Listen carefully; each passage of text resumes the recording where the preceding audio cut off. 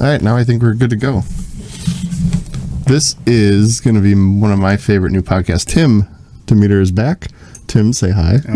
The first recurring character, I think. You are the first. After several episodes of heroes and people training children and doing good things, and I'm back to talk about Batman.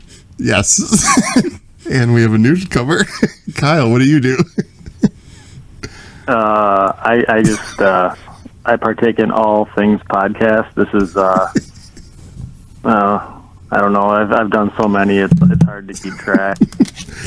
And you're spooning with your dog right now. Are you drinking at least? Right now, no. You should probably change that. I should, but my wife is having a conversation in the kitchen, and I don't want to be involved. That sounds reasonable. We'll wait. All right. So, we are doing a battle podcast. I think there's roughly 10 questions. You guys have gotten them ahead of time. Think them out. It'll be my personal opinion on who wins, who loses. I haven't slept in days thinking these over. I have a feeling, my first gut says Tim might win. Because this is a nerd battle. But I have been drinking. That's true. But now I'm also thinking, because Kyle mentioned something before, he is changing his answers because now he knows it's based on my personal opinion. Kyle, are you up for this challenge? Yeah, I had a lot of King of the Hill as my original answers, so I'm going to change those to steer them away from the loss. But yeah, I'm gonna have to wing this one, I guess. So no King of the Hill references. Perfect. Well, all right, Tim has already deducted one. I filled out as many composition notebooks as the dude in the movie Seven with King of the Hill references, and now all that research is just wasted. And half of the pages it just said propane. And pictures of propane. Is that correct? Yeah. All right. As I said, this is a battle of winning my heart. Who can answer the most questions the way I like. Stakes are high. Stakes are high. And there is a prize. Once again, I'm here with Tim Demeter, reoccurring podcast E? Podcast E? I'll buy that as a plural. Yeah. Sure. And newcomer, Kyle D. Everyone will know Kyle D once I post it. Well, maybe not everyone, but... Yay! Kyle D is calling in live from Buffalo. How's the weather in Buffalo today? It was 84, so good. Same as here then, just hot and humid. Yeah. It's hot in Milwaukee and Buffalo. Don't worry, it's not the end of times. No earthquakes. So, like I said, we got 10 questions. There are some follow-up questions where you can get bonus points. Did I give you guys the follow-up questions? Maybe I did. Anyway, all right. First, who knows? We're going to go, let's see, first one might get an advantage. So let's say I got a number in my head. Kyle, it's from 1 to 10. Go. 8. 1. Kyle's, are we playing Places Right rules? It's your show, man. Kyle, you're closer. My number was 7. You get the first question. The worst comic book movie you have ever seen. And why? I kind of went back and forth on this one, and I'm going to have to go with X-Men Origins Wolverine. Whoa. And it was a toss-up between that and Jonah Hex, because Jonah Hex was just kind of a steaming hot pile of garbage. But I don't think they could have done much more with that premise, whereas X-Men Origins Wolverine, which I get like a bad taste in my mouth just saying it. It's a lot of words. They put Deadpool in it, but it wasn't Deadpool. They put Gambit in it, and they ruined Gambit. They put Sabretooth in it, and it was a different Sabretooth than the other X-Men frequently movies. Ran on all fours for some reason. Right. He's like, I've got long fingernails, and I can talk this time. It's got to be that one for me. Okay. That's a tough one to beat, Tim. All right, well, the loser of this round is Aaron, because I agree. That was actually my late scratch. I was gonna go Batman and Robin because it's horrible, but it's horrible in a way that you can get drunk to and have fun. Like, there's so many just horrible, cheesy puns that, like, you can watch that and be like, let's goof on this movie. There is no goofing on Origins Wolverine. It's just like, and I'm with you. I love Deadpool, and it's like, when that movie hit HBO, I'm like, okay, like, let's give this a shot just for the Deadpool parts. And I couldn't even make it that far. It's like, it's just absolutely horrible. And again, it's weight of expectations. Like, there's so much good stuff that could have been done that wasn't. And it's not something you can kind of watch and be like, hey, listen to these stupid puns. It's just bad. It's not good.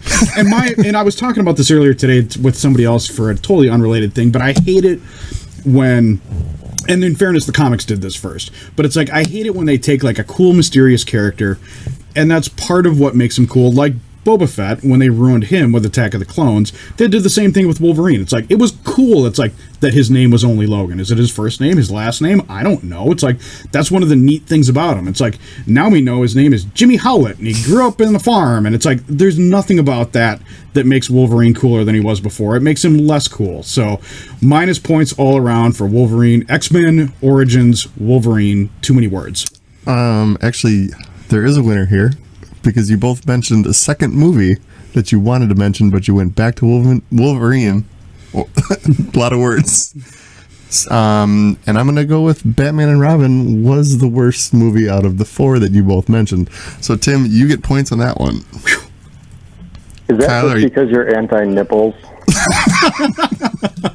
I'm actually pro-nipples, and you know that. So, but yes, that is a winner for Tim. Nice to see you. So, yeah, things can go anyway here. It's kooky. We're getting kooky. You were drinking on a boat. Kyle is massaging a dog. We're good here. The dog is massaging me. However you want to tell it, that's fine. All right. Next question, which we talked about Batman and Robin. The score, if you're keeping it home, is Tim 1, Kyle 0. Second question. You're going to reboot Batman. Who do you cast? Who directs it? And what makes yours different than what we've seen already? What makes it more like the real Batman? Or it just, if you want to reboot Batman, go ahead.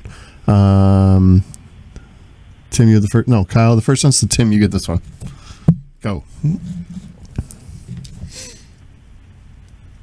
Me? Yeah, okay. Go ahead. Sorry, I'm going, and from out of left field, I'm casting Andrew Garfield as Batman. He's Spider-Man. He was Spider-Man. I'm casting Andrew Garfield as Batman. I'm having the Wachowskis, or however you pronounce it, from the Matrix fame, directing. What makes it different is Andrew Garfield is playing Terry McGinnis. So this is the Batman Beyond movie. Wow. So Clint Eastwood, Bruce Wayne. Wow. Like, I've seen enough Bruce Wayne Batman. Like, I mean, it's all been done from Adam West to Christian Bale. And it's like, I loved Batman Beyond. And it's like, at the end of the Nolan movies, like, in my imagination, Joseph Gordon-Levitt becomes Batman Beyond. It's like, I ignore the fact they called him Robin. To me, he's Terry McGinnis, because I absolutely love that show. And I think Garfield was good as a superhero. He was just a bad Peter Parker.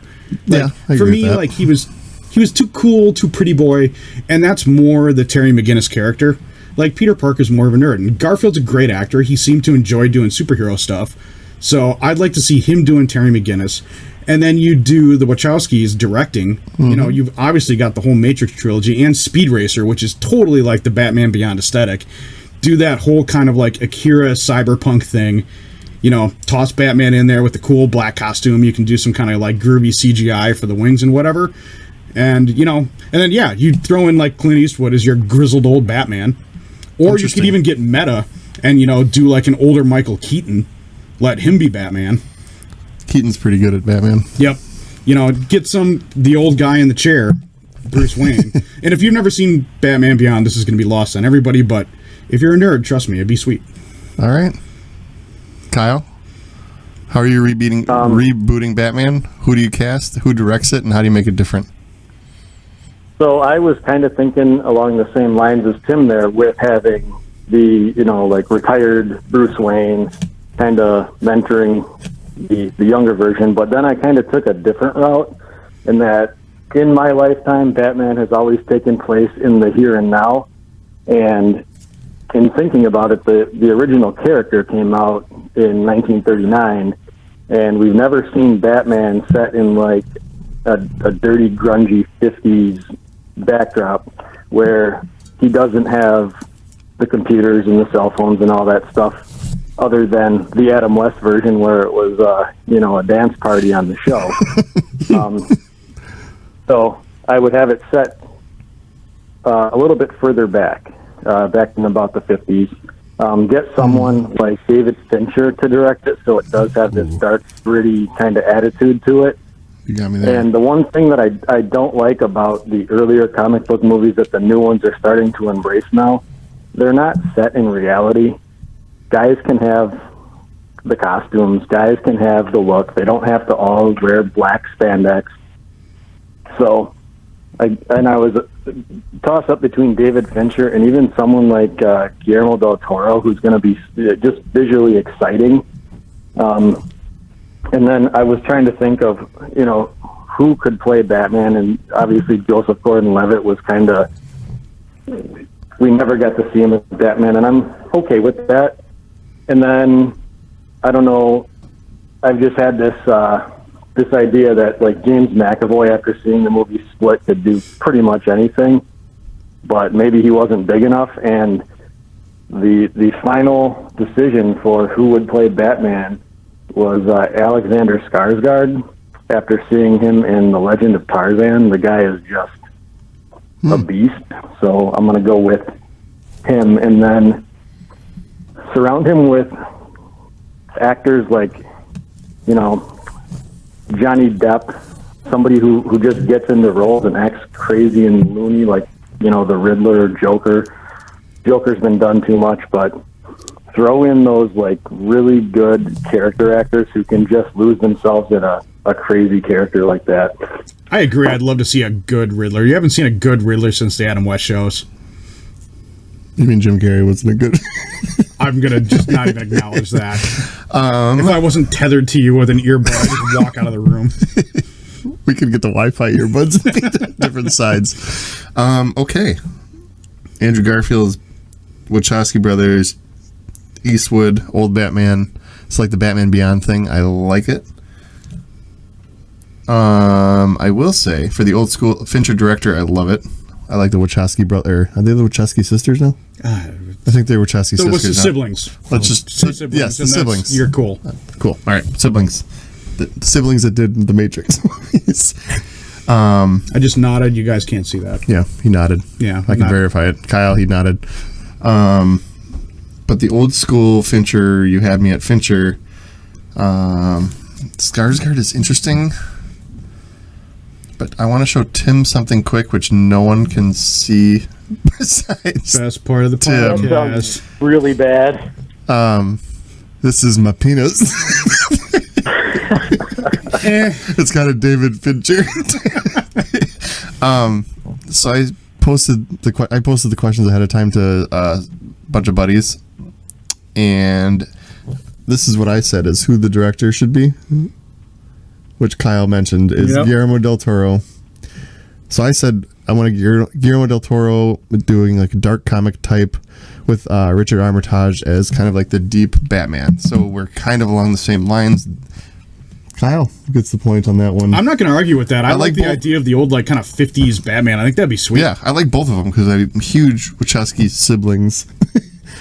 Yeah, I think you lost me in Eastwood, but Garfield, I like everything. I like it. I mean, it's and David Fincher too. That was another good reference. So Kyle gets one, and Tim has one. Kyle, you're up on this next question. I really like this one, and there is an answer I'm looking for. There's a right opinion here. There is a right one. Kyle, you ready? Oh, sure. Who is a great comedy actor or comedian who can play a great serious role? This is another one where I was trying to think of some really good comedians who stepped out of their, comfort zone. And I can picture Jim Carrey in some movies, and, Will Ferrell made serious movies. Mike Myers tried a couple of serious movies, but the guy that ultimately I came back to, it was a toss-up between Robin Williams and Jamie Foxx, because they both made their names as comedians, and towards the end, like, Jamie Foxx has not really done a whole lot of comedy movies lately. He did more action, and he's an Oscar winner, but it came down for me to Robin Williams after basically Good Will Hunting and 1 Hour Photo. Those two are just so far from comedy that he just especially 1 Hour Photo. You kind of forget that he was Mrs. Doubtfire. Yeah. Never forget. I dump out a little bit of this beer, but it's hashtag never forget. All right, I like it. So wait, your answer is Robin Williams? Yeah. Have you seen Baby Driver yet? I have not. That movie's rad. It's really good. Jamie Foxx plays the badass in that it was too. About you driving around your children, and that it was not worth seeing. But if that's not what it's about, I might. It's not what it's about.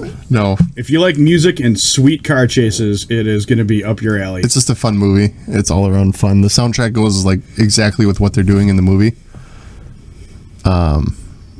Yeah, it's a good movie. And from what I understand, it's got Kevin Spacey, and that's all I really ever need. Yes. You know what? John Hamm is really good in it too.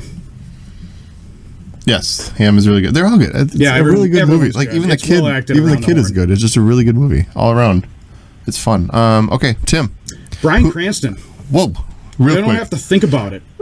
Went from Tim Whatley and the dad on Malcolm in the Middle to Walter White. And I think it's like people don't even think of him as a comedic actor anymore. He's so good as a dramatic actor. Like every second of Breaking Bad, I absolutely loved. I wanted him to be Lex Luthor so bad. It's like, and he's one of those actors now. It's like, when he shows up, I'm interested automatically because he's that good. And you forget that it's like he got his start, like doing these kind of goofy characters on sitcoms. Well, I like it. I think the good tie from Malcolm in the Middle and Robin Williams is another one that's really, really good.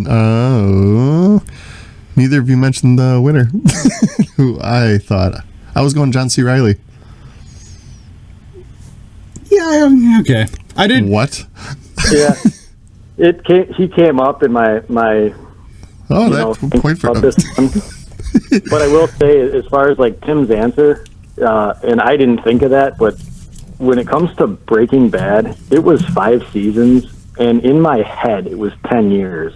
That show covered so much ground in 5 years, and he covered so much of that character in those 5 years that coming from Malcolm in the Middle, yeah. And the guy who gives up his Super Bowl seats to his mailman. The what, Kyle? In Seinfeld, where he gives up his Super Bowl yeah. Seinfeld. All right. I might even throw Bob Odenkirk in there as an honorable mention. That's a good one. He came up when I was thinking John C. Reilly. Then actually Odenkirk also came up in my head. I mean, Odenkirk is great. Okay. Well, I think we can agree that Tim wins that one on Bryan Cranston. So the score is 2-1. Tim is up. All right, Tim, you're up now. This is your question. Ready? All right. I think I know your answer for this one. There's 2 that I think you're going to pick. So, next question is best video game of all time. Uncharted 2. Yes, and that is what I figured you would. I love that whole series. And it's like my buddy bought me a PS3 for my wedding because I bought him a PS3 for his wedding, upsetting both of our wives. And when I got married after him, so I got a couple games with mine, and he got me the Uncharted pack. I had never heard of that game. Do you need a beer? No, I'm still good. Okay. I'd never even heard of that series when he first got me that. I'm like, what are these games? I cracked open the first one and was immediately hooked. And then, played a couple other games afterwards just to take a break. And by the time I got into the second one, that first opening train sequence is so awesome. And the game only gets better from there. It's like, and I am a dyed-in-the-wool like fantasy or Final Fantasy guy. Like, I never would have thought I would have put anything over Final Fantasy 2 or 3 for Super Nintendo, but no, Uncharted 2 is just amazing, and it's well acted too. Not only is it well acted, but it's got a score that's as good as most movies. I knew you were going to actually pick Uncharted, so I was going to write that down, and I knew Final Fantasy. So, Kyle, what is... Hold on. Let me get it right. Best video game of all time. Best video game for gameplay for me was GoldenEye for N64. That's hard to argue with. Because I think I threw away most of my high school years on that game. And college. And now I know how old you are. That was college for me. No, it was college for us, Kyle, wasn't it? I spent a lot of my high school years grounded. Yes, Kyle's senior year, he was grounded the entire senior year. Oy. Sorry, Kyle, go ahead. I was just giving background about your senior year. That's how you get good at License to Kill. And the next year I joined the seminary. And he called himself Mr. Fuji. Talking about like advancements in gameplay, I can just remember you would have to sit down, turn on your NES system, and you'd be playing. Your parents say, hey, it's time for dinner. It's time to go to, so-and-so's house. We got to run here. We got to run there. You turn it off and you lose everything you have accomplished until Tecmo Super Bowl came around and you could turn it off after a game, turn it on the next time, and you're in week 2, week 3, week 4, week 5. Kept track of player stats. Oh my God, that game changed my life. That's when I met girls for the first time. Christian Okoye. That's where I met Christian Okoye for the first time. Well, it's fitting because that made you become a Chiefs fan. It did. My brother's a Chiefs fan. You guys got a good team this year. Yes, you do. I hope so. That's what all Chiefs fans say. Every year. I hope so. No, that Colts game still stings. Yes. All right. I think my answer for that is Twisted Metal. Did you guys ever play Twisted Metal? I never played that one. Kyle, we played Twisted Metal before, haven't we? Twisted Metal too, yes. The clown, Tim, you were bringing up how like the acting and all that stuff. Well, Twisted Metal is like the first game that was like, it had to be the first game that was that dark and twisted, wasn't it, Kyle? Like Marilyn Manson type crazy shit. And maybe this is just my excessive drinking that I didn't even remember that game. Oh. But the cinema screens on that. Yes. You would start off with somebody telling you why they had entered the tournament. Halfway through, I think there were like almost 5-minute cinema screens. And then at the end, when you think you won and you got your prize, it turned out you were... Can we swear on your podcast? Fuck yes. Fuck no. You were fucked. Yes. The game was like...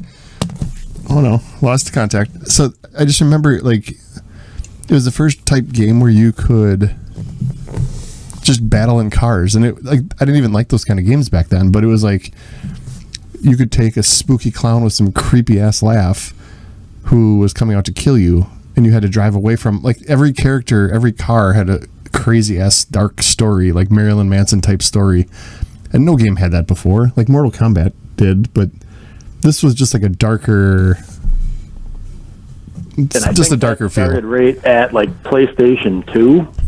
I think so. That or the PlayStation 3, one of those. And so the graphics were really cool.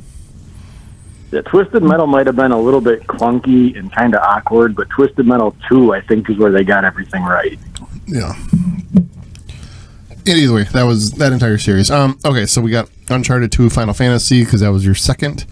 I am listening to everything. GoldenEye and Tecmo Super Bowl. I'm going to have to... I think Tim can agree. I think GoldenEye and Tecmo Super Bowl might be the winner here. I stopped listening to you guys like 90 seconds ago, so I assumed I lost that one. You just... Tecmo Super Bowl rules. I can't argue with that. And GoldenEye, too. I played that, too. That was a landmark game. All right, now we got our first bonus question. Video game movies always suck. Doom was awful. There's a lot of bad ones. What is one video game that you would make right? A movie? So a video game you would turn into a movie, and then who would be your actor? Go ahead, Tim. My video game, and I should... Is Uncharted. No, I actually think that would be super lame. And Andrew Garfield would be... No, and they keep trying to make an Uncharted movie, and I think it would be lame, because what makes Uncharted fun... It's a movie in the game. It is a movie. You're basically playing an Indiana Jones movie. Yeah. So it's like, anything that they do is going to be a poor man's Indiana Jones. And my pick for that is Chrono Trigger. Whoa. Yep. I loved that game for Super Nintendo. And it's like, it's got a great story arc. Again, it's got great music you can lift. It's got really well-designed characters who all have really cool backstories. Interesting. And it's got this cool kind of like time travel plot line.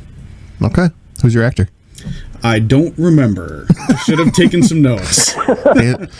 Andrew Garfield. Who did I have for that? That's like, I'm not going to... If I come to it, I will interrupt. That's fine. Kyle, what do you got? Oh, no, I do remember. Oh, whoa. Yep. No, it was the dude from Star Wars, from the new Star Wars, Finn, John Boyega. Oh, because gotcha. Okay. He's got we've already seen him fight with a sword, so we know that he can handle a katana, which is what Chrono does. And what the trick of that character is, he doesn't speak in the video game. He's just kind of an avatar for you. But I envision him as this kind of like sword fighting Marty McFly. And I think he's got the sense of humor to kind of be like, hey, this is all insane. I'm fighting dinosaurs. Now I'm fighting robots. Now I'm in this weird kind of like magic world. And I've already seen him swing a sword, so I know he can handle that. So. You had me at sword swinging Marty McFly. Yeah. Kyle, go ahead. Unless Tim wants to interrupt. So, no, I'm good. No, that's fine. Because my original idea was Street Fighter 2 with Jean-Claude Van Damme, but I found out that was actually already made. Unsuccessfully, I might add. I'll have to check it out, because I thought I was taking something to the bank. But I want to see Grand Theft Auto as a dark comedy, where the characters are basically everybody you've seen in comedies lately: Will Ferrell, Ben Stiller, Vince Vaughn, all those guys. But the entire movie is like Curb Your Enthusiasm, where they have a scene, but everything is 100% improv. Wow. Whoa. I don't know who to pick on that one. All right, you know what? That was a bonus question, so I'll come back to that. Huh. Yeah, coming back to that one. All right, let's keep track of your score. It is 2-2. Kyle just won on the video game GoldenEye or Tecmo Super Bowl. You mentioned 2. I will give you credit for both, but you only get 1 point. All right, who's up? Tim, are you up in this one? Yep. All right. No, wait, you did the video game first. Yeah, no, I did. Yeah, you're right. Kyle, you're up. Again, I've been drinking. Yeah, that's fine. On a boat. Kyle, you ready? Yeah. Your question is 3 best movies you thought you would hate. I like this one. This is interesting little thing, because as I was coming across it, I noticed a theme. So number 1 that I did not think I would like was Cinderella Man. I just thought it was going to be another boxing movie, and I remember watching it. It was the first movie that I saw in the theater while living in New York, and I went by myself. I just remember, Nerd. Actually, Tim loves going. We all love here going to movies by yourself. So you're okay. It's one of life's you greatest sit down and pleasures, you just look around and look at your watch like you're waiting for somebody, and then when the movie starts, you're like, I made it. And then you watch Cinderella Man, it blows your mind, and you're like, Russell Crowe. Yeah, who would have thought? So that was one. Number two was Southpaw, another boxing movie. Same kind of idea. Jake Gyllenhaal. I don't know about that. I don't know why he was cast, but I thought he did a good job. I liked the movie a lot. His sister looks like a sad turtle. He does look like a sad turtle. And then the movie that ended up being one of my favorite movies of all time was Tombstone. I did not, Tombstone think I was going to like Westerns. And now looking back, I'm a pretty big fan of Westerns, but Tombstone is by far my favorite of all time. What's your theme there? You said you looked at all of them. There was a theme. Well, there was more. And it was, oddly enough, a lot of movies where you thought you knew what was going to happen. So there was a couple boxing movies, a couple of Westerns, and then ones that just had really crappy actors. One that honorable mention, The Cell. Jennifer Lopez and Vincent D'Onofrio. Like, why would anybody make that movie? But it was great. What movie? The Cell. Yeah, I know what you're talking about. What's it called? Cell. Oh, Cell. Yeah. No, that was an awesome movie. Up and decency and gross. It was, that movie actually was a movie that kind of scared me when I first saw it. Yeah, I was like, this is super twisted, and yeah, agreed. That's it. It's a very twisted movie, whoever made that. All right. So you got Cinderella Man, Southpaw, and Tombstone for 3 best movies that you thought you would hate. A lot of boxing there, Kyle. Yes. And I don't like boxing, but yeah. Cinderella Man, being based on a true story, I thought was amazing. I had never known about. Yeah, that was a good movie. Yeah, I like that movie too. And then Southpaw, just the idea that a guy could go from being champion to losing his wife to losing his daughter. Spoiler alert! I have not seen it yet. And then getting it all back. Not really, but yeah. And then it turns out he's Kaiser Soze, and that's just what threw me for a loop. What happens next? He's right-handed? No, it turns out if the bus slows down, everybody dies. Oh, that sounds good. I think it was called The Bus That Couldn't Slow Down. Yes. Outstanding. All right. Tim, 3 best movies you thought you would hate. All right, well, I'll lead it off with my boxing movie then. Oh, Jesus. What's with the boxing? Rocky Balboa. Oh, okay. I love the Rocky cycle through 4, as most do. And then when Rocky Balboa came out, I remember thinking like, "Oh God!" Like, this is the one. This is the late one, right? Yeah. Well, and it was the one before Creed. Yes. It was still about Rocky. And walk-off home run for the Pirates. Corey. Game. Anyways, Rocky Balboa. I remember when that came out, and I was just like, "This is gonna be bad." Stallone's in the twilight of his career, and it was kind of before his recent resurgence, and I went to it strictly out of loyalty. I'm like, I love the Rocky movies. I have friends who love the Rocky movies. Let's go drink some beer and make a thing of this. And it's amazing. It's super good.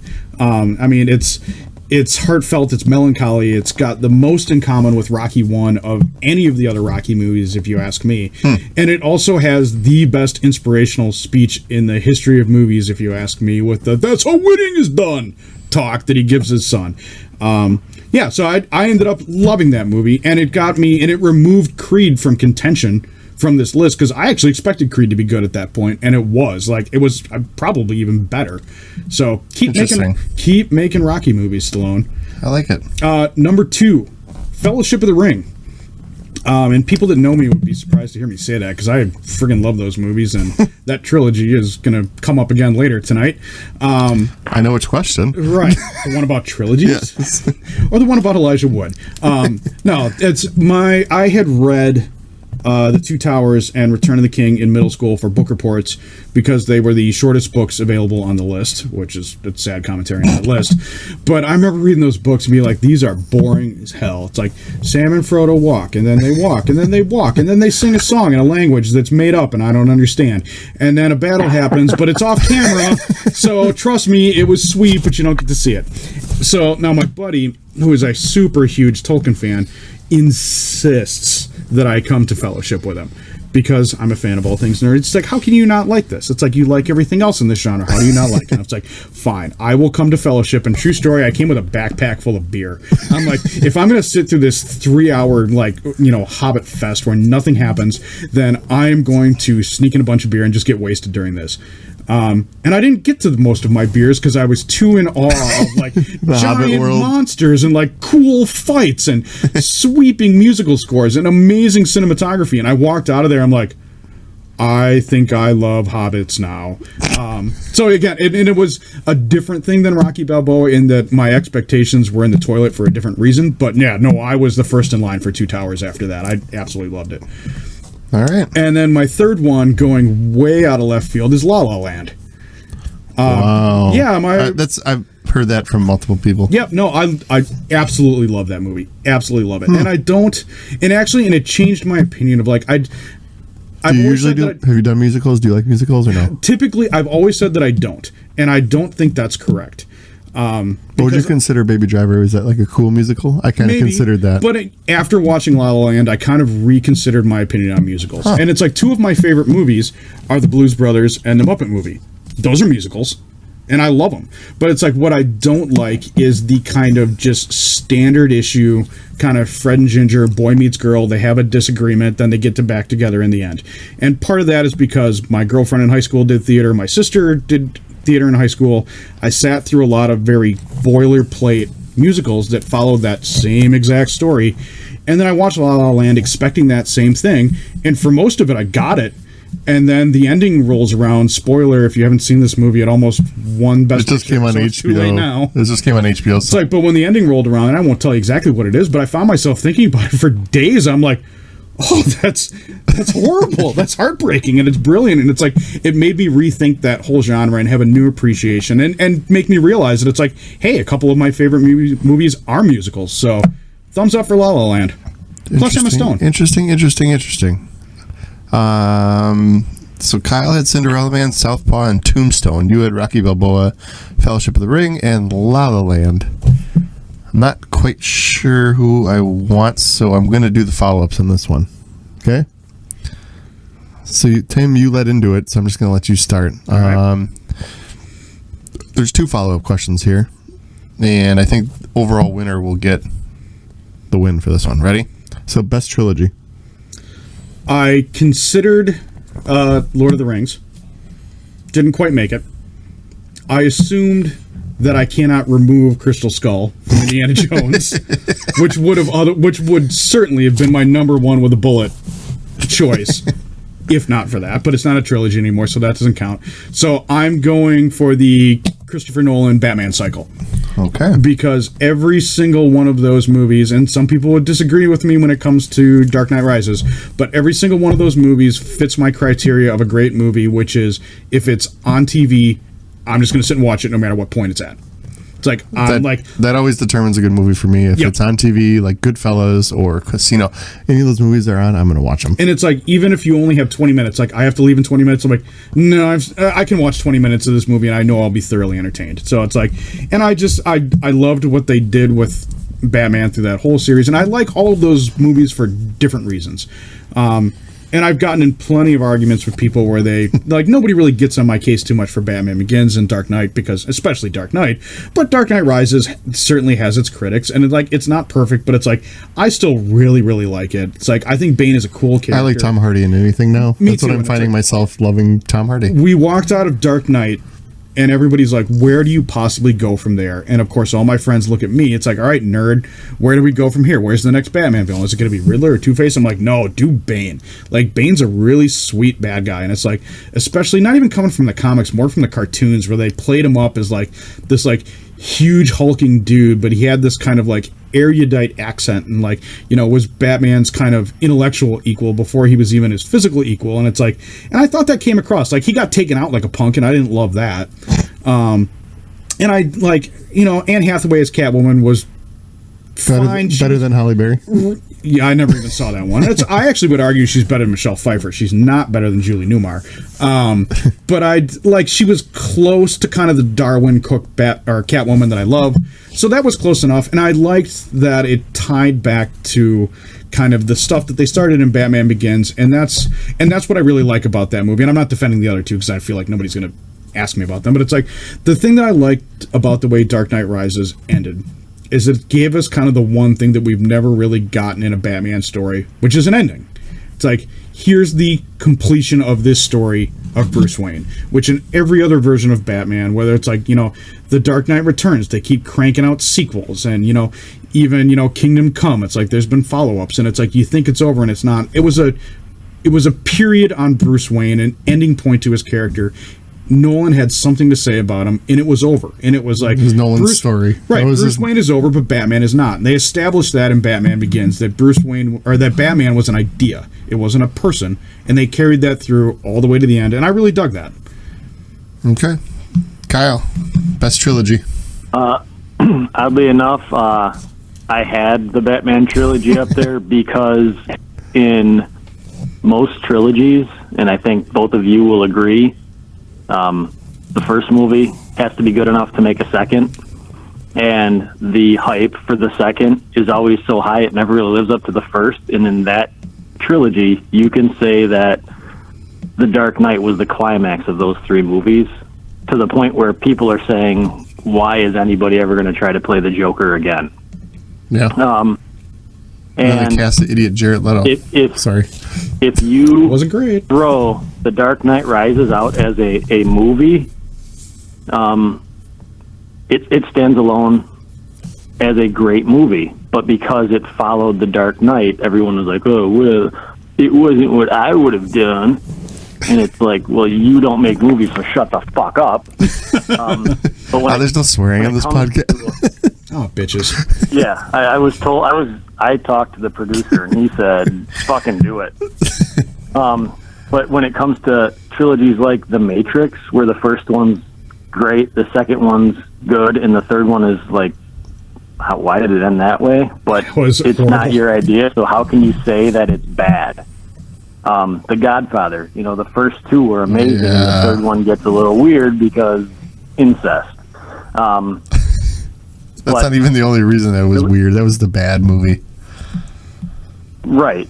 And the fact that that's the only thing I remember about it should tell you something. But when it comes to trilogies that have those three movies just line up, like even the first three Star Wars, if nothing would have ever came after those first three, it was a great story. And then they decided to do the prequels. And the second that The Phantom Menace came out, the nerds were going, but you explained midichlorians, and now I know what the Force is, and I don't appreciate that, George Lucas, but it's your What's the accent that you're doing, by the way? You've done that accent before, wondering what it is. That's how I talk to people at work when I disagree with them. That makes sense. What does he do? He's a store manager. Is that right? What do I do? I travel around the greater Houston area selling propane and propane accessories. Oh, you just lost that one. I'm noting that file. Anyways. You know what? All right, so you both picked Nolan. Great. Thanks, guys. All right. Well, we're still in the 3 movie category. You know what? Here's the winner. Name 3 movies that never had a sequel that should have had one. Kyle, you just talked, so talk again and finish us out, and hopefully you can be a winner here for this category. Go ahead. So 3 movies that never had a sequel that should have had one. The first movie that I had, I liked the idea, and when they announced the actor playing the main character, I was like, no, I'm not going to like it. But after watching it, The Punisher with Thomas Jane, he walked away from the story because they were not going to stick true to the comic, and then they came out with The Punisher Warzone, and it filled the theater with a steaming hot mess of fecal matter. But everybody likes Punisher Warzone better. I'm totally with you. The Tom Jane Punisher was way better. the fact that Thomas Jane walked away from the franchise because they wouldn't stay true to the comic book is why I like that movie. This one is something because I watched it with my son, and he still asks me about it. The Golden Compass was meant to be a trilogy, and they never came out with a second movie. Okay. And then, finally, I would like them to take the Hulk, the Incredible Hulk, Mark Ruffalo, and figure out what the fuck is going on with that, and just make a Hulk movie. Have it stay true to the comics. If it stays true to the comics, it will be fine.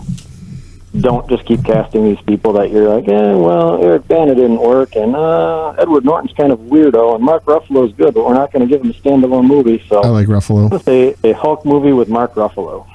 I like that.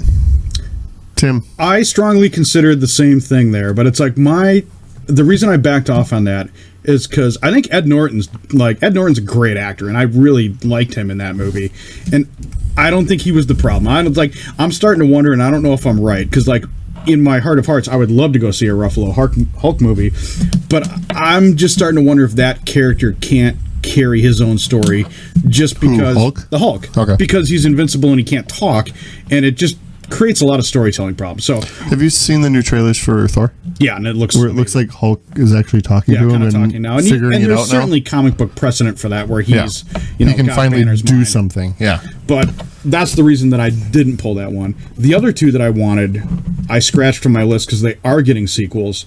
Is Unbreakable, which was I walked out of that theater being like, I must have a sequel for this, and I gave up hope many a year ago, and now we're getting one. Incredibles was another one where it's like they're making another one for that, though. Yeah. Yep. Please give me another one. So I had to scratch those two from my list. So the ones that I did land on is my number one is District 9. Ooh. Walked out of District 9, and it's like they had done all this world building, and it's like there was so much story left to tell, even outside of the main character, that it's like, great, there's going to be another one of these in 3 years, and I can't wait to see it. And that was, 10 years ago? Something like that. And here we sit, still waiting for District 10. Hi, Ingrid. It's a good movie. And then my other ones were, and the second one is a popular opinion, Dread. Oh, Kyle wins you there. Okay, go ahead. Come on, man. Kyle, yeah. Yeah. Oh, no, we agree. We totally agree. Right, Kyle? You agree. The recent Dread movie was awesome. To kind of piggyback on that Dread thing, dude, I was the one who wanted the Stallone one to be amazing. I liked the Carl Urban one, especially with Cersei. I can't think of her name. Lena Headey as the boss. It was amazing. And if they get into the storyline where the robots start taking over, I'm giving you the point as the main bullet point on this. Dread is awesome. Yeah, and it's like I used to work for the company that publishes those comics, so it's like I have a soft spot for that character. I would love to see more Urban Dread. I think that'd be rad. And my number 3, another thing that was promised to me that doesn't sound like it's happening, is Kill Bill 3. Ooh, I didn't know that was even going to be promised. Yeah, when Kill Bill, the second part of Kill Bill, where you can argue whether that's one movie or two, Tarantino said that when the bride kills one of the assassins in front of her daughter and says, hey, if 10 years from now you're still sore about this, come and find me, there was talk of saying, like, that girl's going to be the main character, and it's going to be Kill the Bride. And she's going to be coming after Uma. Knowing Tarantino, he's probably going to make it in 3 or 4 years, or 10 years, and it's going to be... Maybe he will, but I loved Kill Bill, especially Kill Bill 1. It's like it scratches my kind of like Samurai Jack itch of like just seeing really cool visual things. So it's like I am waiting every day for the announcement of the next Kill Bill. Okay. All right, so the main question was the 3 best movies you thought you would hate. Tim said Rocky Balboa, Fellowship of the Ring, La La Land. Kyle said Cinderella Man, Southpaw, and Tombstone. Follow up to that, I was kind of tied on that one because I wanted more information. So then we did a follow up. Best trilogy, you idiots both picked the same thing, which I can't argue. It was a great trilogy. All good points. And then the follow up to that was name 3 movies that never had a sequel that should have had one. Kyle, you said Punisher, Golden Compass, and Hulk. I completely agree on all those. I have not seen Golden Compass, but yes. Hulk and Punisher, yes. Tim, you said District 9, Dredd, and Kill Bill 3. I think out of all that, I think Tim wins this one with District 9, Dredd, and Kill Bill 3. Over the line. It was very close, but it was pushing the line. But when you said Kill Bill 3, that really did it for me. You can't see this, Kyle, but I've got like a rusty fork held up to the side of his head. His pants are off, and I don't know what to do. Things are going to happen if you don't give this one to me. I don't know why his pants are off. Don't you hate pants? All right. That was exhausting. That was a long one. Can I go home? Yes. All right. No, not yet. All right. Next question. The score is 3-2. Tim is winning. Tim, I think you got this first. Best Stephen King adaptation. The Green Mile, with Shawshank as my number 2. Okay. I have a soft spot for the source material on Green Mile. I really liked how that was released as little novellas. And that relates to my kind of soft spot for comics. I thought it was fun to read, something from King in kind of a sequential manner. And, you got little pieces. I went and bought them all from half price for, a quarter. And would read them you read them in one sitting, which is fun. And you go back every week, get the next one. And it was kind of that kind of, old style, movie short feeling that you got. And I purposely read it that way because I thought it was more fun. And the movie was well acted. It was well put together. I think it was, close to the source material. And it was something that even if you don't like Stephen King's more kind of horror stuff, I think that, and that's why Shawshank is my other one, is Shawshank is fantastic. It's something that anybody can like, even if you don't like the horror genre. Okay. Michael Clark Duncan, also awesome in it. Rest his soul. Yep. All right, Kyle. What is your best Stephen King adaptation? And I'm interested because you've read a lot of his, haven't you? No, and that was the thing that I guess I didn't realize. And I in 8th grade, I was told I had to do a book report every month for, I can't even remember her name, but she looked like the Bride of Frankenstein. And Miss Malarkey? Yes. So I talked her into letting me read one 1,000-page Stephen King book, and that counted for everything. And I chose Needful Things. So it's the only book that I read, and I watched the movie, and they're two totally different things. But when it comes to the movie that Stephen King kind of had that Stephen King wrote that I like the best, it would have to be The Shining. And I love that Kubrick took it over and just made it into the movie that it was. And I think the right answer for this one is anything that is not Dreamcatcher. Is that the one that we saw together where they're in the cabin? Yes. Have you seen Dreamcatcher, Tim?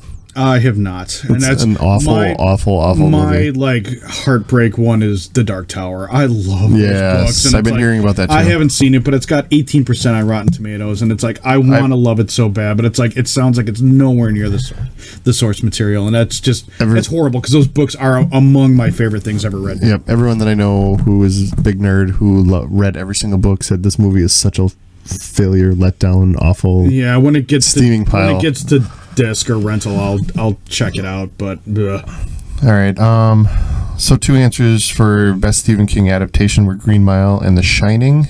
I kind of like them both, leaning towards The Shining, but there is a follow-up to this one, which we mentioned. Tim, you mentioned Kill Bill should have a sequel or a trilogy. No, a sequel. What is one Stephen King book that you want Tarantino to direct?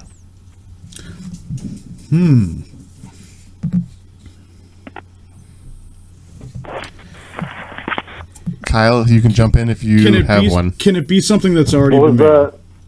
Oh, so the follow-up for the win is what is one Stephen King book you would want Tarantino to direct?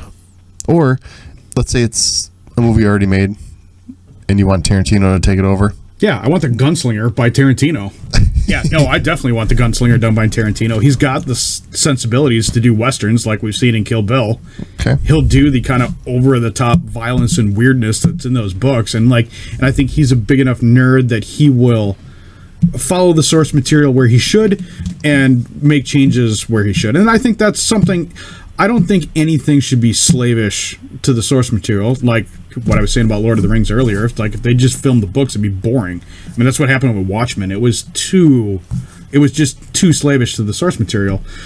And that was one of the cool things that I liked about the premise of what they were doing with The Dark Tower, is like it was going to be a sequel rather than an adaptation, which you'd have to have read the books to understand. But it's like, I think Tarantino has the right kind of weirdness sensibility and like that kind of like Old West sensibility that inspired those books in the first place. It would make that super rad. All right. Kyle?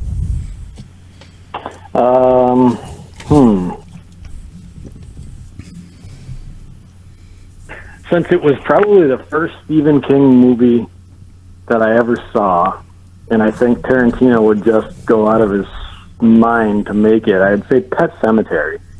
Whoa. Just because, like I said, it was the first one that I saw, and it just, at a very early age, kind of freaked me out. And I don't know what Tarantino would do with that.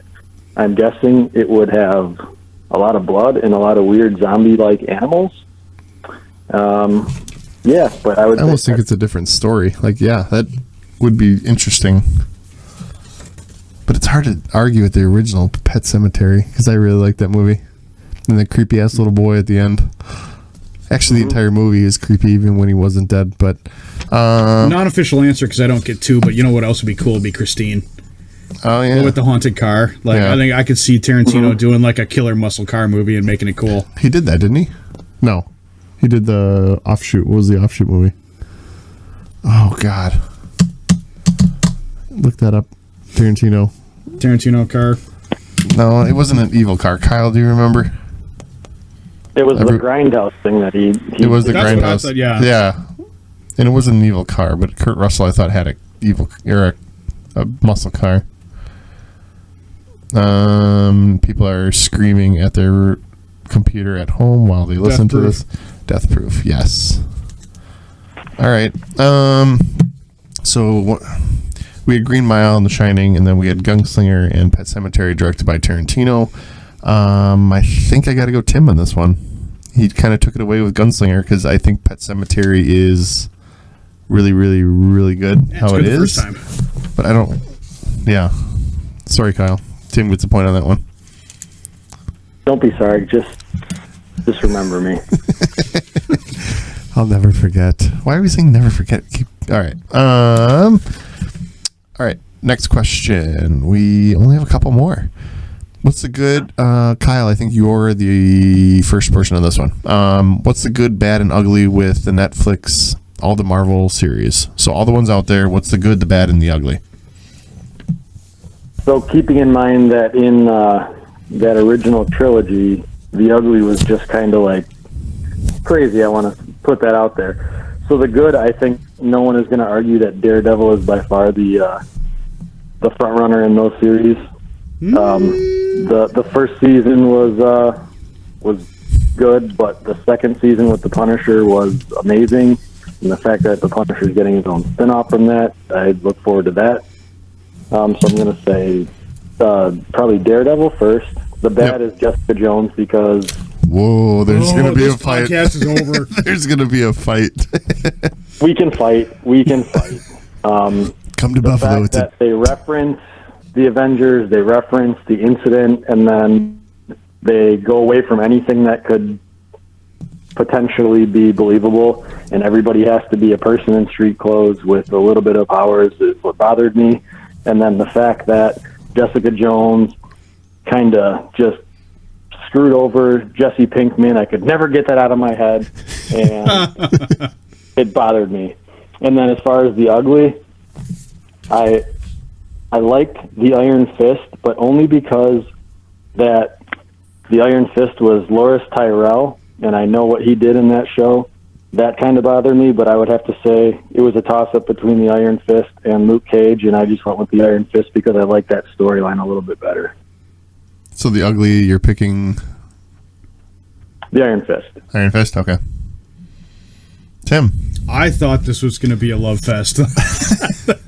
And For me, as I already wrote down Jessica Jones for you for the good because I know love that Jessica Jones, and it's like, and I have a soft spot for that character for a number of reasons. I read the Alias comics when I was in college, and I read every single issue, and it's like it was a really kind of like underselling kind of weird thing that was part of, Marvel's little attempt to kind of mimic what DC was doing with Preacher and Why the Last Man and some of their other mature titles.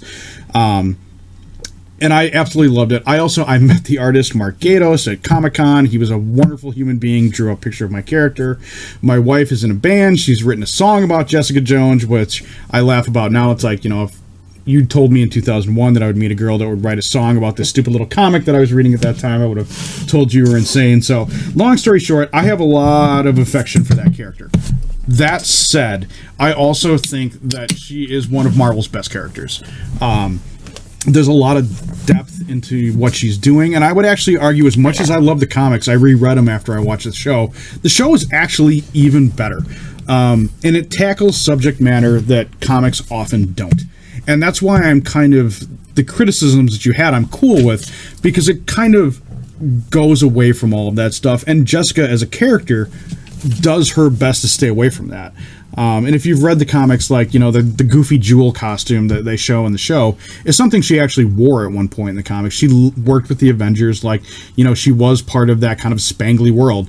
And it's her choice to walk away from that. That's part of what I like about her. I thought when Kristen Ritter was cast, that she was not who I wanted, because I saw Jessica Jones as somebody kind of a little more rough around the edges and even a little older.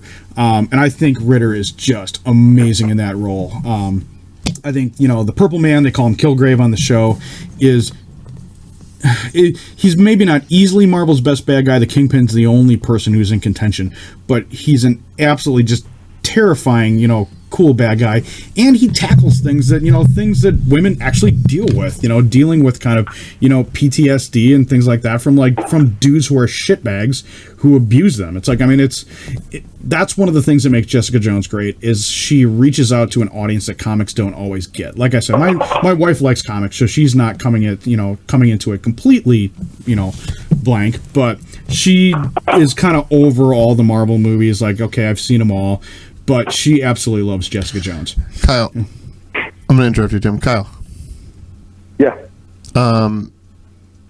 You had an issue when you and I talked about this a while. When you were here, you had an issue with the Kilgrave thing. Do you remember? I had a lot of issues with Kilgrave, but... No, I thought going for a second one or something. How he's supposed to be dead. Was that you that we talked about this? It might have been. You just don't remember. Okay. He's a terrifying bad guy. Somebody that can make you do whatever. That's what the Marvel Cinematic Universe, the movies, lack, is a really great villain. And they actually give him just enough of a backstory where it's you're a horrible piece of shit. But it's I get why you're a horrible piece of shit. And then I'll jump on that and be I also absolutely love Daredevil. I have been a Daredevil geek long before it was cool. I grew up Catholic, so there's, that part of that character really appeals to me. And it's for whatever reason, I can't even really put a point on it, I have just always loved Daredevil. And when the Ben Affleck movie came out, I was one of the people. It's hey, it's not that bad. I kind of get behind this. Kyle was with you too. Yeah, Kyle's a big Daredevil fan. Right, and it's I wanted to like it. Well, and when season 1 of Daredevil came out, and Charlie Cox, like Ritter, he just owns that character. He's so freaking good. I think you both mentioned the same thing, is that you think Ritter owns Jessica Jones, Daredevil, Cox owns that. I think that's the part that some people probably have issues with Iron Fist and Luke Cage, Luke Cage. I like Luke Cage, and I think he owns that. But I think Iron Fist, Luke Cage is great. The problem with Luke Cage is the same problem I kind of have with the Hulk as a standalone. Yeah, is he's invincible. Yeah, and it's he's great in Jessica Jones as a side character, playing off of her. Luke Cage is he's a good dude. He's righteous. He stands up for what's right. And Jessica Jones is kind of an asshole. And it's I think he owns that character. But I agree with the sidekick thing. That's kind of the Hulk type thing. But Iron Fist, I just don't think it doesn't feel like he owns that character. You know what I mean? Like he doesn't. No, and I thought he was better in Defenders than he was in a show. I think they definitely sat him down and said, all right. Well, and it's like he had better material to work with, too. It's not entirely the actor's fault. Like, I mean, as I said last time, he looks like a Dave Matthews fan, but it's like, you know, he is. He also had bad material to work with. So this time, in Defenders, they gave him something a little bit better, and he was a little more central to the plot than I would have liked. But Kyle agrees with you because we talked about that. Yeah, too. but it's like I give Defenders a pass because it's like I will sit down and watch anything with Daredevil and Jessica Jones in it because they are so good. And the best scenes when those two were just kind of goofing on each other. It's like you look like an idiot. Well, it's your scarf. Yeah. Okay, so that definitely is good. Bad. Go ahead. The bad is the back nine of Luke Cage. When they killed off Cottonmouth, I felt like it really dropped off. The other bad guy with the snake theme, whose name escapes me. Diamondback. Diamondback was at best. Yeah. I like the stuff they did with Mariah, but she kind of like fell away for a minute there. And I like the Shades character that looks like Lex Luthor from Smallville. But yeah, once they killed off Cottonmouth, it kind of fell away a little bit. And it's like, I'm with the people that agree. It's like, it had a great sense of style. It had a kick-ass soundtrack that they kind of carried through into Defenders. But they kind of lost their footing after they made the mistake of what like Daredevil and Jessica Jones did so well. Great bad guys. Luke Cage had a great bad guy, and just as you were starting to kind of get into his backstory, they killed him and replaced him with an inferior bad guy. So Luke Cage was the meh. And I don't hate Iron Fist as much as everybody else did. I didn't either. I think if you just speed up the fight scenes and kind of fix the actual... But it was fine. Yeah. The last episode was... Is that your ugly? Yeah, the last episode of Iron Fist was laughable, yes. And it was just kind of like, just full of they like, gave up this on it. ends now, superhero cliches, and it was like, it should have ended the episode before when they killed off the kind of cool hand dude that showed up again in Defenders, but it was not as bad as everybody says. But the bar is so high with Daredevil and Jessica Jones, and I am also excited for that Punisher series, because I love the Punisher Max comics, and I thought... I forget the dude's name, but the guy from Walking Dead who plays the Punisher absolutely killed it in season 2. I thought he was super cool. It's like he gave that character kind of like the weight and tragedy that he needs to make him work.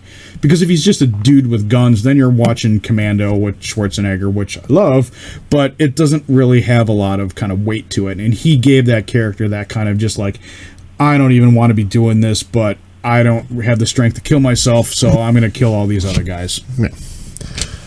Okay, I like it. So the good, the bad, the ugly with Marvel series. So Kyle, you said the good Daredevil, bad Jessica Jones, ugly Iron Fist. We both agreed on. Yeah, we both agreed on the ugly Iron Fist being the ugly. We'll just call him the ugly fist. Sounds gross. That's how Kyle and I met. The good Tim, you said Jessica Jones. Tim, bad, you said the back end of Cage, which.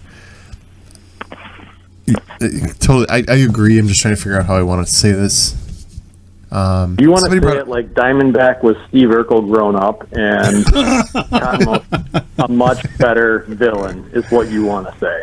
No, I just think they ran into the problem that I think a lot of the Marvel... I think the series goes too long. I think they could end at like 8 instead of, what are they, 10 or 12 or wherever they are. Yeah, I think 12. They need to... I think they should just do 8.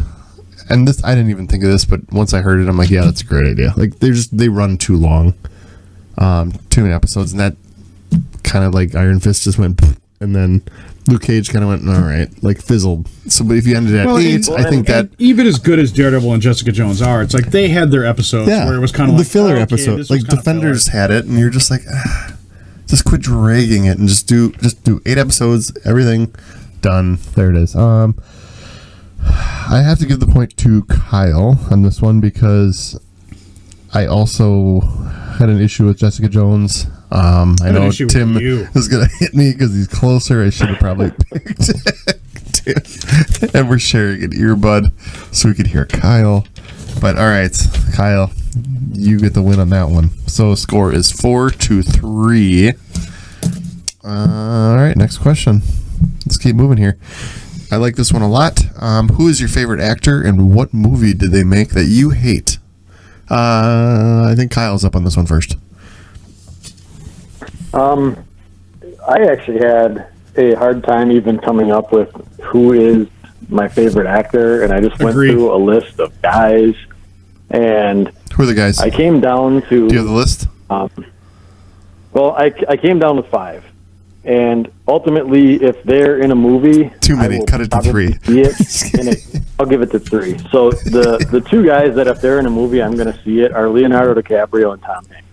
I wouldn't say they're my favorite actors, but they just don't make bad movies. So you like Spielberg and Scorsese. Except for Leonardo DiCaprio made J. Edgar, and that is a bad movie. Is that your choice? No. With Tom Hanks... What's that? Is that your choice? Or are we getting to your choice? Yeah, that is... Well, like, Leo and J. Edgar? Okay. If it's Tom Hanks, he made That Thing You Do, and I know that was his project, but I was just not into that. And if it's a... That's a period piece, right, with the music? Yes. And then, Steve Carell, I really like him, but Dinner for Schmucks was the stupidest piece of shit I think I've ever seen. I've seen stupider pieces of shit. I don't know why I'm defending Schmucks, but I didn't think it was that bad. I took a pass on that one. Continue. Yeah, so like those 3 were probably the top 3. I like Colin Farrell and kind of everything he's been in, but London Boulevard was terrible. And I like Will Ferrell. I think he's hilarious. But when he was not the focal point of Semi-Pro, when they made it about Woody Harrelson's character, that did it for me. I thought Semi-Pro was a waste of time. I would agree with that. Yeah, I would agree with that too.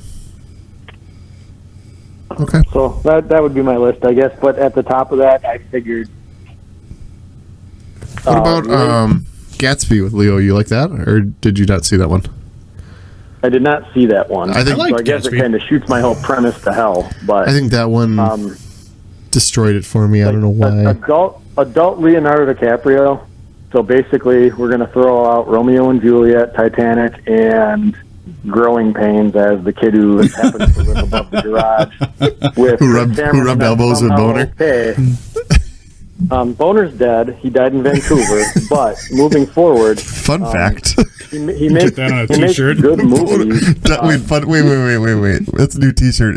Boner is dead and died in Vancouver. My Boner is dead and died in Vancouver. Patent pending. Patent pending. And so, like, the fact that Leonardo DiCaprio made Catch Me If You Can and Gangs of New York in the same year, like, I thought that was both of those movies were awesome. Tom Hanks, he hasn't made anything lately, but like Road to Perdition is one of my favorite movies of all time. I was just going to mention Perdition. That's a sweet movie. That's a fantastic movie. I'm going to have to say Leonardo DiCaprio and J. Edgar almost put me to sleep. Again, I am listening to everything you guys say, so everything is noted. Tim, favorite actor and the movie that he's in that you hate? Bill Murray. Whoa. Yep. Okay. Yeah, Bill Murray's in it.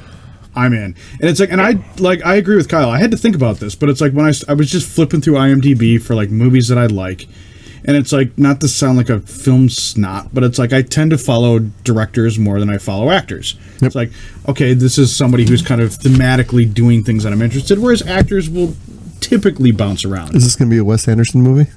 It's actually, well, it's... I like a lot of his movies, so... There's an obvious one. I think I know what it is, but go ahead. Right, the obvious one is Garfield. Okay. I mean, that's... But I feel like... But I thought you liked Andrew Garfield. Different Garfield. But I feel like that doesn't even count. Because that's so out of his normal wheelhouse that I'm going to give that one a pass. His recent one he did, Rock the Casbah, did nothing for me. And it's like, and it was a movie that I watched specifically because he was in it.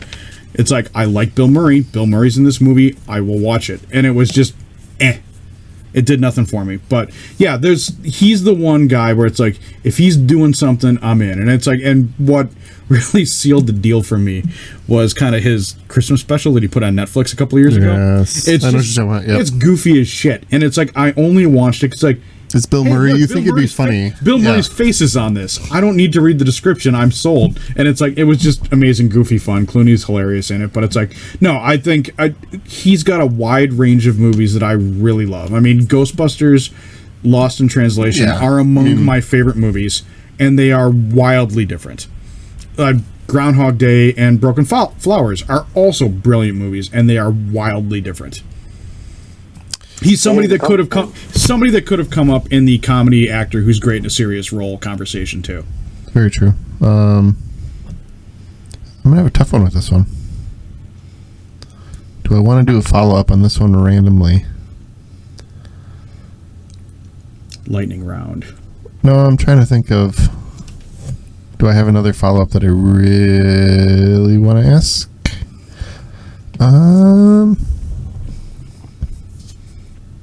All right, since we did favorite actor, I'm going to do a follow-up to this one. It's going to say, Tim, you're going to answer first. You ready? Hit me. What's your favorite Nicolas Cage movie? The Rock. Kyle. Oh, boy. Wait, do I only have to pick one? No, it's more like I have to pick one.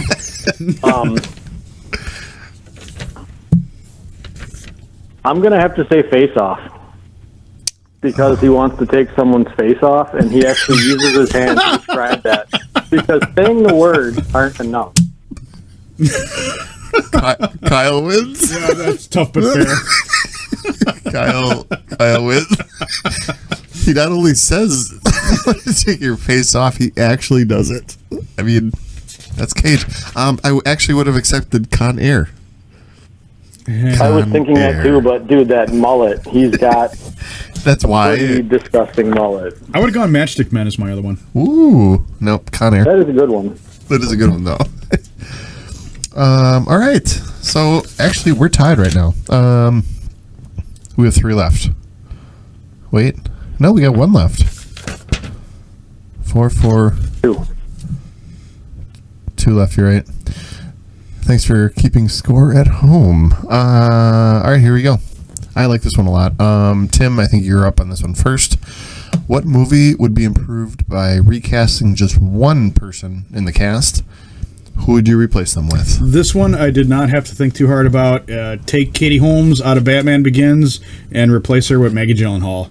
Like, she was the only bad part of that movie. It's like, I never... Wait, take out Katie Holmes and put in Maggie Gyllenhaal? Maggie Gyllenhaal. She played I know Rachel Dawes in Dark Knight. To take out his wife and put in somebody he hates. I never for 1/2 second bought Katie Holmes as a DA. Kyle, you don't even have to answer this. The sad turtle always loses. All right, Kyle, I will let you answer. Do you have any other answer you want to back up on that, Tim? No, I guess I'm good. It's like, I remember I hate all Gyllenhaals. The moment that took me out of Batman Begins is at the very end where, like, Katie Holmes is standing on the hill, like, nipping out of her shirt. And it's like, this is not in keeping with the rest of the theme of this movie. So you pick a sad turtle over that? Apparently. So, I learned this from a college professor. That never use a girl nipping out on the top of a hill as your argument. Is that in poli-sci? And that's how I graduated college. No, this one kind of hits close to me because it ties in with a couple of the previous questions, and it also ties into that stupid follow-up about Nicolas Cage, and Olsen probably already knows where I'm going with this. But can we make a Ghost Rider movie that doesn't just suck a giant bag of dicks? I love Ghost Rider. I have all the original Ghost Riders, and I think the fact that they play on kind of taboo topics with gods and demons and devils and stuff like that, the studios are afraid to make them. Take Nicolas Cage out and put just about anybody in, and it's probably better. But after seeing Split and what James McAvoy did in that movie, and I'm really on his bandwagon right now, throw him in there, keep it close to the original comics where they're talking about gods and devils and demons, and just make it good. Don't make it Nicolas Cage, cartoony, hitting on Eva Mendes. She's way out of his league. He would never get with her, and that makes it unbelievable. I think I was going to give it to Kyle just because of the Maggie Gyllenhaal comment, but I do like James McAvoy as the Ghost Rider if they redid that series. I didn't see either one of those, so you guys are on your own on this one. Oh, okay. Yeah. It's bad. It's such a cool character, but it's such a shitty movie. It's so bad because of one actor. So I like that. Okay. Kyle, it's up to you. Make a Sopranos type gang or mob story, but set it in another time and location. So, most of the mob stories that you see in movies, they're in New York, New Jersey, little weird places like Kansas City, Chicago, places like that. And in doing some research for some projects back in the day, to learn that the UK is like the most corrupt place in the world, and that was when Afghanistan was harboring terrorists. The fact that big banks there are like trying to shut people down so they can buy their land for next to nothing, and there's, police don't carry guns. It's just kind of a weird area. So I would set it in the UK before cell phones and computers and all that. So we're talking maybe the 70s. And after watching BBC's version of Sherlock with Benedict Cumberbatch, I would have it set up like that, elaborate plans, things like that. Didn't really think of a cast or anything like that, but a UK mob story where it is just like Sherlock. Okay.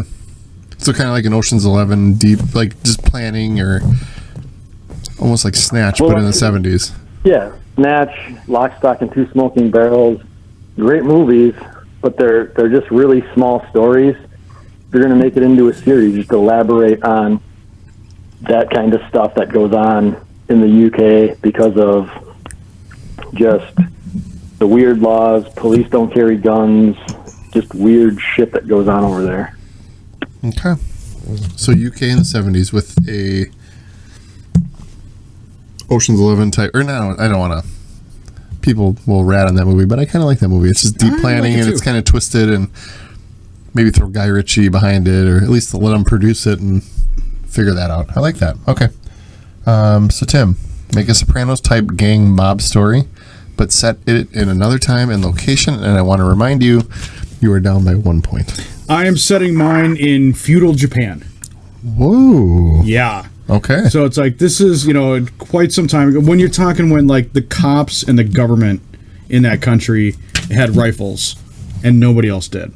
And this is kind of riffing on my kind of love of anime and things like that. So it's like, you imagine the people in power are kind of, wearing button-down shirts. They've got, their rifles and their caps, and they're looking a little buttoned up.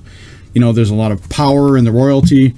And basically everybody kind of in the outskirts is still walking around with swords and, walking around in gis. So all the good guys just have swords, and all the bad guys got the guns. So not only do you have like a big kind of corrupt political system in feudal Japan, but you've got a good setup in that really the bad guys have a huge advantage in that they've got, the technological advantage with, being able to. But you get samurais against guns, which you got to be. That's kind of fun, yeah. Right, and of course, the cops are still carrying swords too. So when it gets in close quarters, you get sweet sword fights between the cops and the Ronin. But yeah, I'm going totally. I feel like I've seen, and I'll watch another mob thing every time they put it out because they're always cool. But it's like, I've got a real kind of fondness for that sort of ninja stuff, and it's like maybe coming out of the Yakuza stuff that we saw in Daredevil and the Defenders. But it's like, I think that would be really sweet to see kind of a, this goes all the way up the chain to the government of, political corruption, and it's in a far off land, so you get cool settings, kind of, even to bring it back to Lost in Translation, some of those kind of like, really idyllic looking kind of, Japanese ponds and temples and whatnot, but, set it back in those olden times where your heroes are just these kind of rough and tumble sword fighters, Many of whom, like a lot of the, and this is getting nerdy into like, you know, the history of this sort of stuff, but it's like, you know, a lot of those Ronin or whatever, like, you know, wandering samurai were once part of that government and kind of walked off. So it's like, you know, imagine your hero is like, you know, I've had enough of this corruption of the government, you know, I'm going to become a wandering samurai, and he's your hero fighting the bad guys with guns with his sword.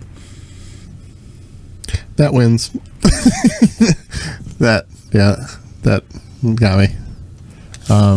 With that being the winner, I just want to follow up with Tim. So I was going to follow up with Tim too, but yeah, I love that idea. Did you like the Last Samurai? Like, I take it you're taking that premise, you're kicking Tom Cruise into a garbage can, and then you're running with it with a better story. I actually never saw The Last Samurai. This whole idea is based more on an anime called Rurouni Kenshin. Good. Okay. Nerd alert. But yeah, it was that era that you're thinking of. I'm familiar enough with the movie to say, yeah, that's close enough. Okay. Yeah, that one easily wins. So now we're tied 5-5. And you only came up with 10 questions. I did, but I also left myself in random bonus question that I didn't tell you guys. So thanks, jerk. I plan ahead for this type of stuff. Are you ready? No. Do you need a beer? No, I'm good. Okay. Actually, I did have a question, but as we were talking, something else came up, and I want to ask this. How do we want to decide who... All right, I got another number. 1 to 5. Kyle, go. 4. Tim? 1. It's 3. Ah, bitches. Bad strategy if you've been following this whole podcast. All right, Kyle. You can have a second to think about it too, because I can edit it out, and Tim and I can just talk for a minute while you think about it. Actually, Tim will have to think about it too, so never mind. Yeah, why don't we take an official TV timeout here for a minute? We can take a TV timeout. My original question was silly, but I think we got a lot of fun stuff out of this podcast, so I don't want to end on something silly. Unless you guys both tie in this, then we're going to go silly. And I'm not going to give you that question either. What is the best... All right, it's a question that has 2 answers to it. What is the best Ed Norton movie, and what is the best Kevin Spacey movie? And you can both think about that. Kyle, you can answer first. Okay. If you want to take a second to think about it, go ahead, because I can edit it out, and then we can play music, and we can do whatever we want right now. But Tim's going to the bathroom and going to grab a beer, and you and I can... Oh, I'll let you think about it. So best Ed Norton and best Kevin Spacey movie. So go to IMDb right now and take a look. Yeah. I'll play sweet, sweet music for you if you want. Ready? Sweet, sweet music?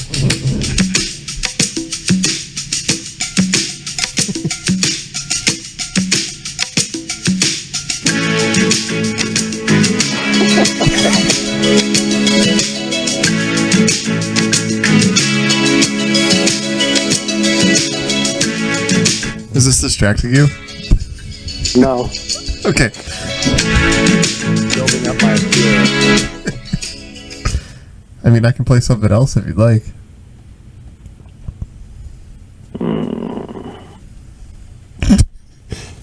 Kyle's thinking that I'm playing sweet, sweet music. I'll just keep going with sweet, sweet music while you think, okay? We can probably go... Yeah. We can go 2 more minutes. We're good. We got time. This is our last question. Here. Yeah, yo. Yeah, yo. Is this distracting you? Yeah, yo. This better have my money. Y'all should know me well enough. This better have my money. Please don't call me. Oh, I need to stand. They're both heavily thinking right now. They're both... IMDb is blowing up right now as they're searching for Edward Norton and Kevin Spacey. No, Edward Norton is not that hard to me. The problem is he's got so many good ones, but do I want to Spacey's pick hard one for you? a secondary? No, Edward Norton is easy because he's got so many good ones, and Spacey... Yes, I'm Let saying. me just say that I'm narrowing down Spacey instantly. It's Edward Norton is giving me a hard time because he's got so many good ones that I can't pick which one I like the best. I think I might play this game too, and then if any of my answer matches your guys, then that'll be the win. So you guys can keep thinking. I'll be right back. I'm done. Oh. Yep. Nope, I'm good. So this is for the win of the sweet, sweet prize. I want to know the best Edward Norton. I should probably look at what my favorite is. Edward Norton and the best Kevin Spacey movie. Who's up on this? Kyle, you got closest to my number, so go ahead. For Kevin Spacey, I know he's only got a small part in it, but I think he just hits it out of the park in Seven. That whole movie is just dark and twisted, and he finds a way to get in the head of somebody capable of the shit that goes on in that movie, and he makes it believable, especially in the end when he's almost mocking Morgan Freeman and Brad Pitt in that desert with the delivery in the box. So the 5 minutes he's in the movie, you're going with that one? Yep.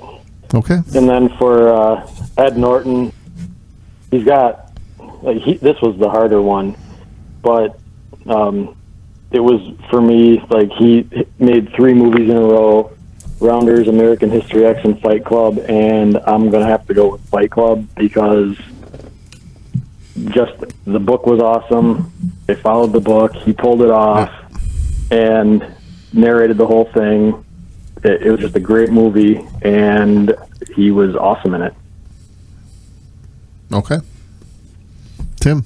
All right, well, here's your lack of drama. For Ed Norton, it's definitely Fight Club. Yep. Yeah, it's definitely Fight Club. And actually, I felt like it was definitely, for me, for Kevin Spacey, too. We referenced it earlier, Usual Suspects. Ooh. I love that movie, and he's great in it. It's one of those flicks where it's like it's one of those movies that you never want to, even though we did, ruin it for people ahead of time. Because that's what makes it so cool. And and he is the show in that movie. It's like his performance is what makes that whole thing tick. And when he gets up at the end and you have that kind of oh crap moment, it's like, oh shit, it's him. Wait, Kyle, what did you pick for best? Kevin Spacey? 7. Yeah. Okay, that's what I had. Okay, you're right. Go ahead. Yeah, agreed. Yeah, it was awesome. And Bryan Singer went on to do a bunch of cool things. And yes, he brought him back as Lex Luthor in the Superman movie, which he was not the worst part of that movie. No, he wasn't. But yeah, no, Usual Suspects is one of my favorite movies. I can't fucking decide on these two. They're all a great movie. The only reason I would downplay Kyle for 7, but Kyle saved himself by saying exactly what it is. I mean, for the small role that he had, Spacey owned it. That was a fantastic... Damn it, I didn't want to have to go silly in this one. Let's get silly. Tim, what do you think? Get silly? You have no choice. I know, I kind of owned up to it, didn't I?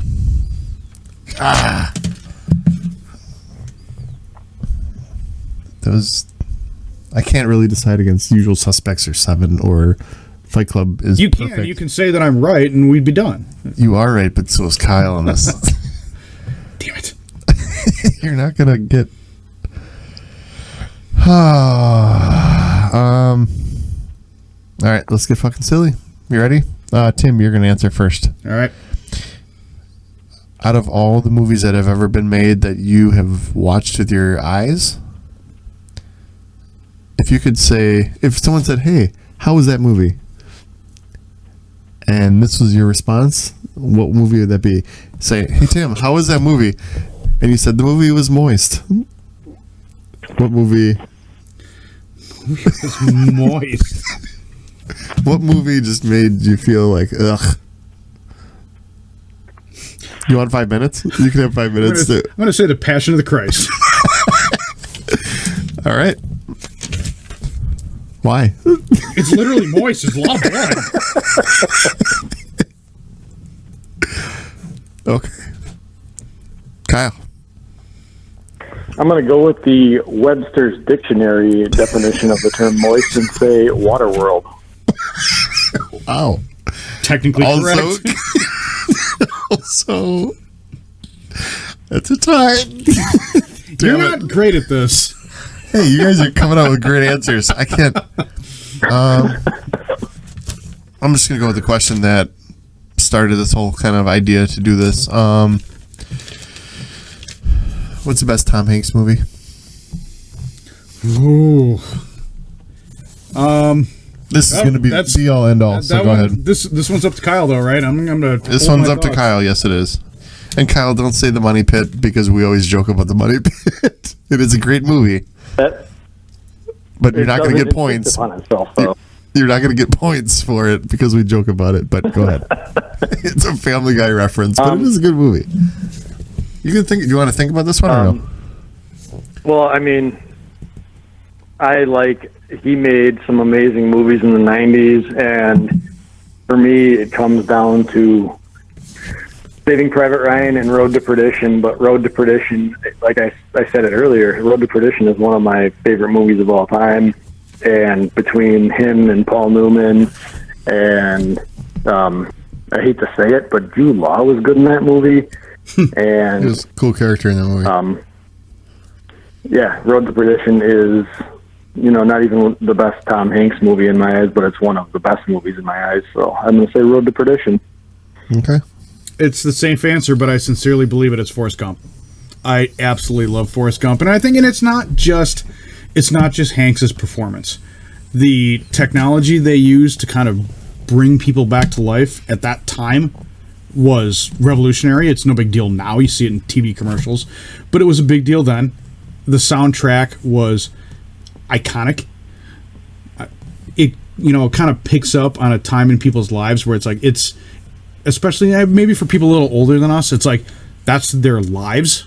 Like, I mean, it's like when people watch The Wonder Years, where it's like I know what this is. Like, I lived through this. My dad had to leave the theater when the Warhawks were flying in, dropping soldiers off, because he went through it and he couldn't even watch it. He's like, it brought up too much memory. And it's like Road to Perdition is a rad movie, but it's like the first time you see Forrest Gump and you get to the end, if you're not bawling like a baby, then I don't know if I can be friends with you. It's absolutely heartbreaking, and then totally uplifting right afterwards. It's like it just rips your guts out, and it's like, but he's found some happiness here anyway.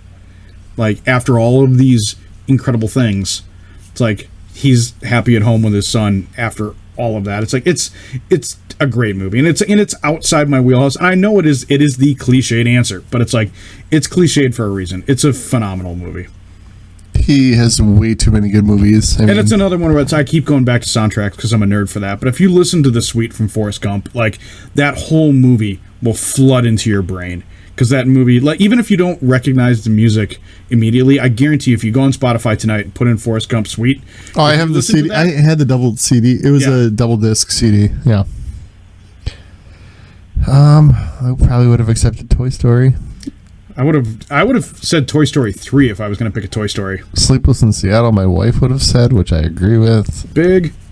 League of Their Own, Big. League of Their Own is one of my. League of Their Own is my favorite sports movie. Awesome. If you would have said Big or The Burbs, probably would have won. Joe versus I said Big, I would have won, but I wasn't. Joe versus the I didn't Volcano. want to say The Burbs because that guy who was behind you might technically be the family from The Burbs. Yes, my neighbor. Yes, he mows his lawn at 9 o'clock, and he's a weirdo.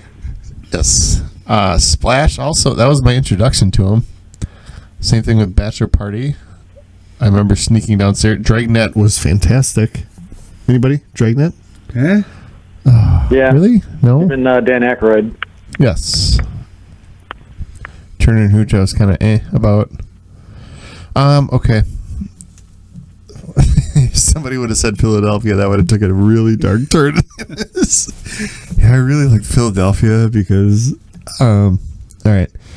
I think Tim is the winner here. Forrest Gump, Kyle, I think you'd agree about that. Road to Perdition is fucking fantastic, but also a comic book movie, by the way. Is it? Mm-hmm. Yeah, Road to Perdition is totally a comic. Yeah, I think Tim wins. Are you okay with that, Kyle? Do you agree with Forrest Gump? Yeah, I'm good. Yeah. I'm just looking at other Tom Hanks stuff now and realizing he hasn't done anything besides Dan Brown books in a while. No, he really. No, lately he has dropped off. He's been a pilot. He's been just a lot He's making a shitload of documentaries, but the best thing he's done in the last couple of years is David Pumpkins by far. That David S. Pumpkins is his. If someone would have said that, you would have won. I just did. Yes, you win. Well, you already won, so it doesn't matter. Huzzah. Yeah. This has been actually a fun one. We've gone really long, but I will give you your prize now, so hold on for 1 sec. Tim, you can talk to Kyle for a second. Suspense is terrible. I hope it lasts.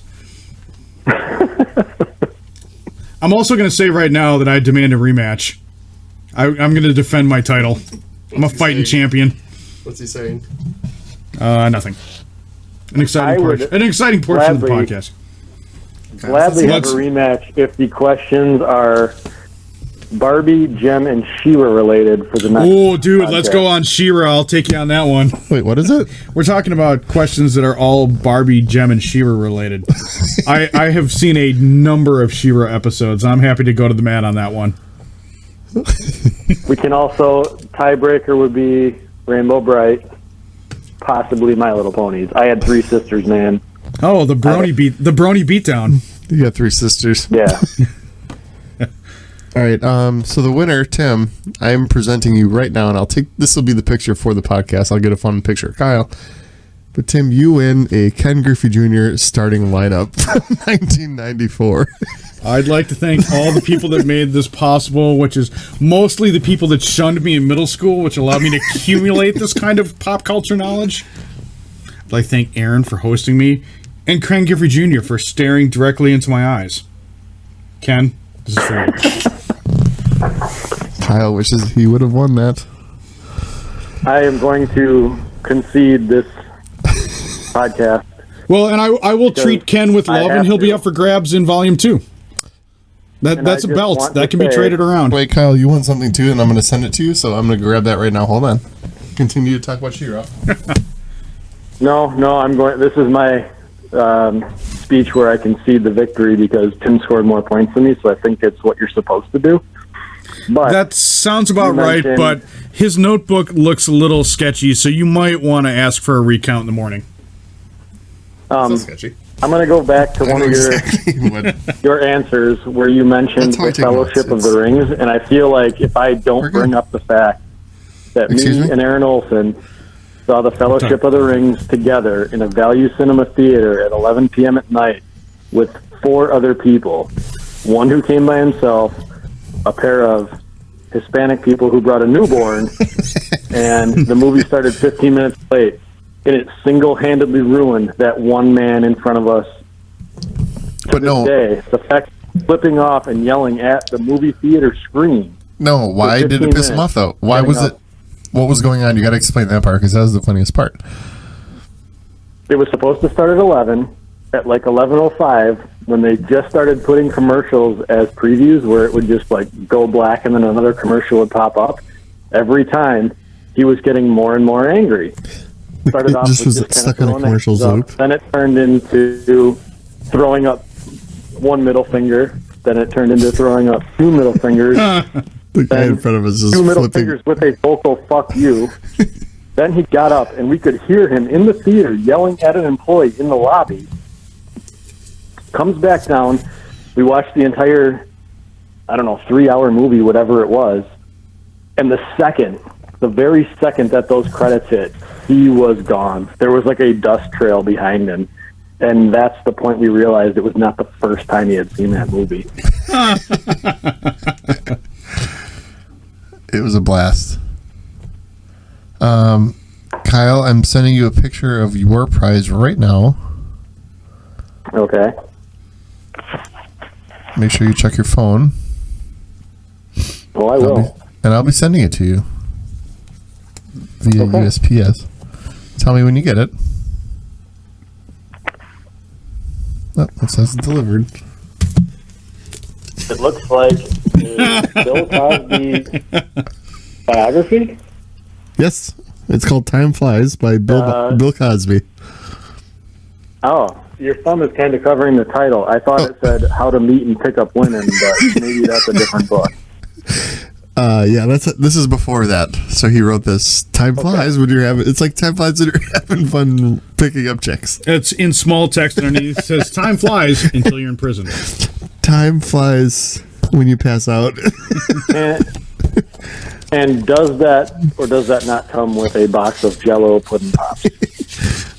I think I can send that to you. Yes. I will send you pudding pops. But I'd probably appreciate that more. But you'll read this, and you'll want to turn it into a movie. Oddly enough, when my son Derek, who is now 11 years old, was born, my dad gave me a book. I want to say it's like Fatherhood or something like that by Bill Cosby, and he's telling me, like, you need to read this book. It's going to help you be a better father, help you raise your son right. And looking back now, thank God I never read it. Not my dad. I'm wondering if this is actual. Yeah, that looks like an actual signature. Yeah, we're looking at. Yeah, that's definitely something. It is. Kyle, this is an autographed copy, so it's even better. So run a black light over it. There's roofies in it. It's roofie dust, so you read it and it just pass out. All right, so I'll be sending that to you. Yeah. All right. So I think sometimes second place is better. that's the theme here. Second place is better. I think this is fun. Should we do this again? A rematch? Absolutely. Yeah, We should do this again. Absolutely, yes. All right. Yeah, I think this might be another one. Yeah. All right. We'll have to come up with questions and we'll do this again. Kyle, thank you for staying up late. I know it's New York time by you, so it's getting real late. Yeah, this has been fun. Tim, thank you for coming over. Till next time. Kyle, I'll be sending you your book soon. Tim, Aaron, have a good night. You too. Later, buddy.